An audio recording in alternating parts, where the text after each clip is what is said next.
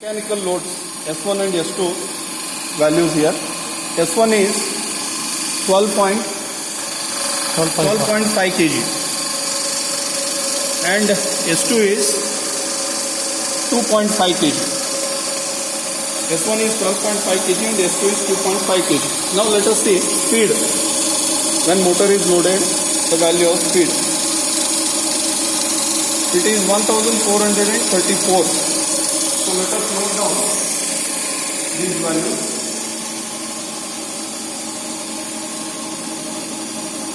Speed is 1434 and S1 is 12.5 kg and S2 is 2.5 kg.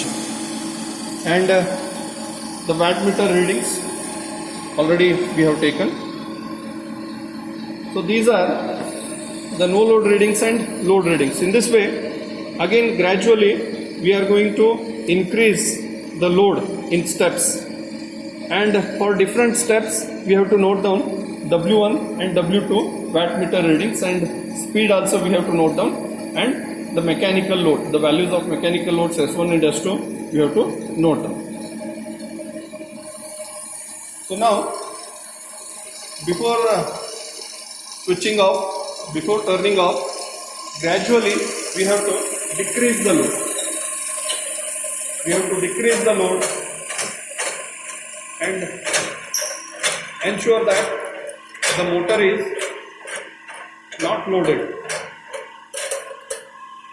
Motor is at no load condition. Then after that, decrease the auto transformer voltage to 0 gradually, and then turn off the main switch.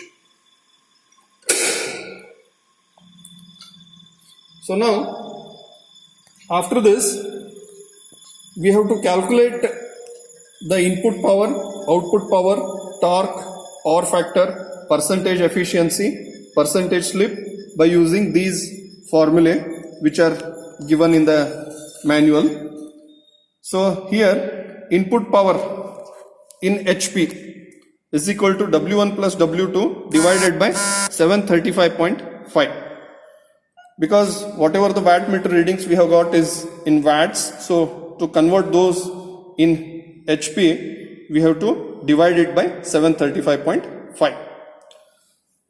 Then the input power we get in HP by adding both the wattmeter readings. Similarly, the output power in HP, the formula is 2 pi NT divided by 60 into 735.5. So N is speed here and T is torque. So torque can be calculated by using this formula, difference between S1 and S2 into radius of brake drum into 9.81. So radius of brake drum is measured. Mechanically we can measure the radius of brake drum. Then if we multiply that with difference of S1 and S2 and 9.81, we get torque.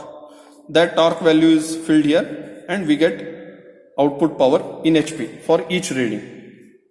Then power factor can be calculated by using this formula, and then we calculate percentage efficiency, that is output divided by input power, and then percentage slip.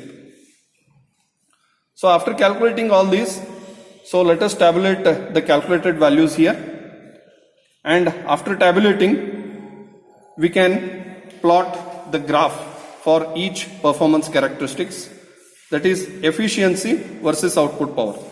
We get all the efficiency readings here and output power. So if we plot the graph of output power versus efficiency versus output power, we get the graph with this shape. Next, speed versus output power. So already we have taken speed readings here and calculated output power readings are here. So if we plot the graph, we get speed versus output power. Similarly, power factor versus output power.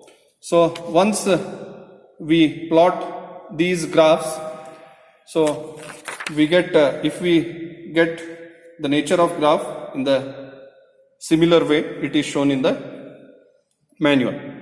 So this is about the load test on 3-phase induction motor.